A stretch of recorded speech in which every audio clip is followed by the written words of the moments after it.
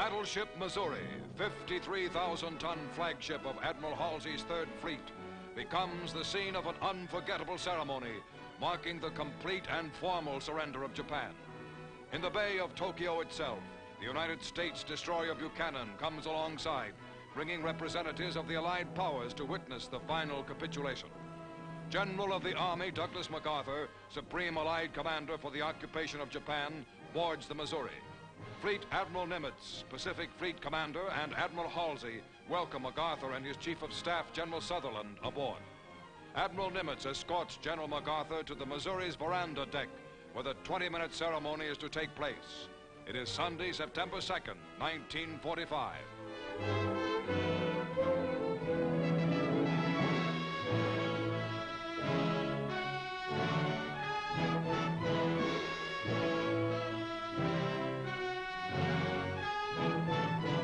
Cameramen and reporters of many countries record this historic moment as United Nations military leaders crowd aboard the Missouri and examine souvenir cards bearing the Japanese flag, special mementos of the occasion.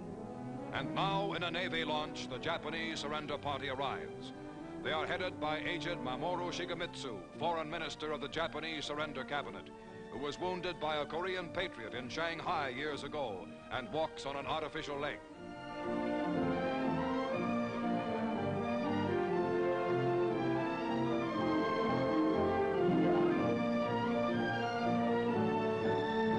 The Japanese delegation lines up on the opposite side of the surrender table from the Allies. A war which had entered its 8th terrible year in China, which had raged for 3 years and 9 months for America and Britain, which was the brutal, costly eastern half of the most horrible worldwide war in human history, is now within minutes of ending for good. General MacArthur speaks.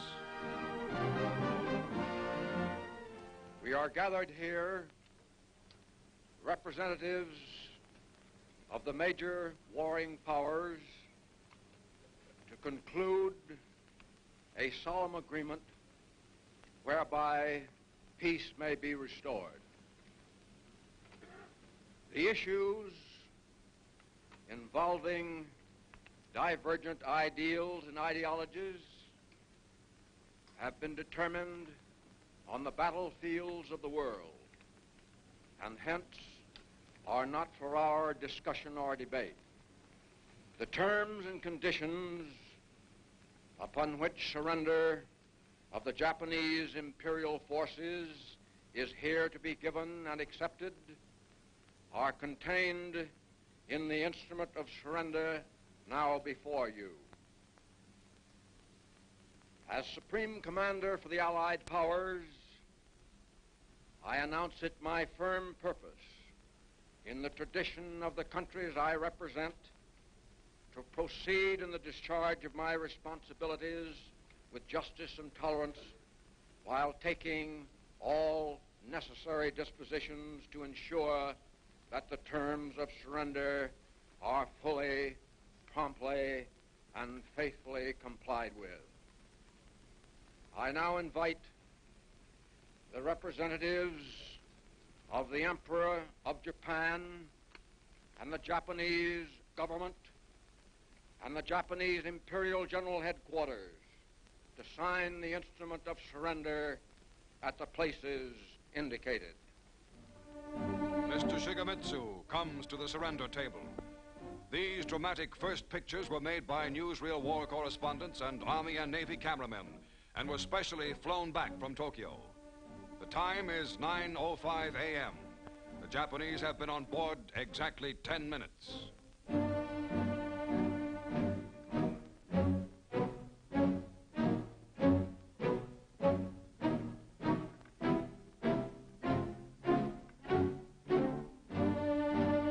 General Yoshijiro Umezo of the Imperial General Staff signs for the Japanese Army.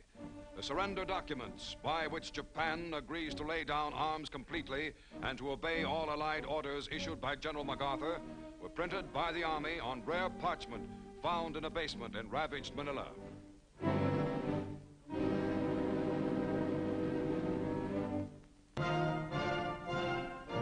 General MacArthur signs as Supreme Allied Commander. The first pen used is presented to General Wainwright of Corregidor.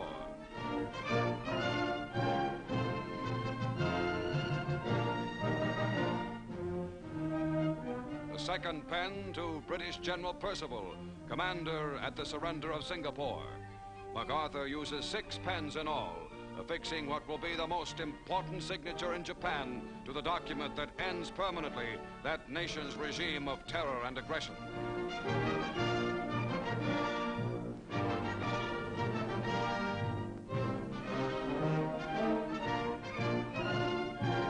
For the forces of the United States itself, Admiral Chester Nimitz signs.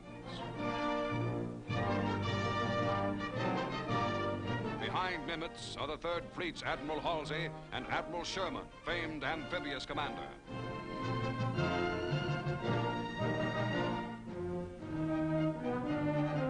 General Su Young Chang, Chief of Military Operations for the Chinese National Council, signs for China. Admiral Sir Bruce Fraser, commander of the British Pacific Fleet for the United Kingdom. Lieutenant General Kuzma Nikolaevich Derevyanko for Soviet Russia.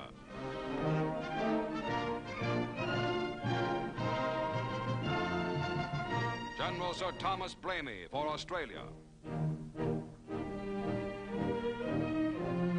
Colonel Lawrence Moore Cosgrave for Canada. General Jacques LeClerc, hero of Africa and Paris, for France.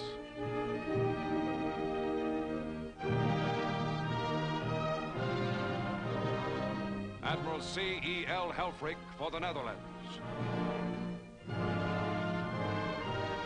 Air Vice Marshal L.M. Isitt for New Zealand.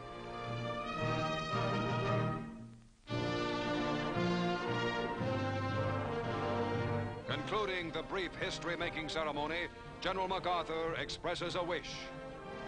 Let us pray that peace be now restored to the world, and that God will preserve it always. These proceedings are closed. Swarms of United States aircraft fly in formation overhead as the ceremony ends.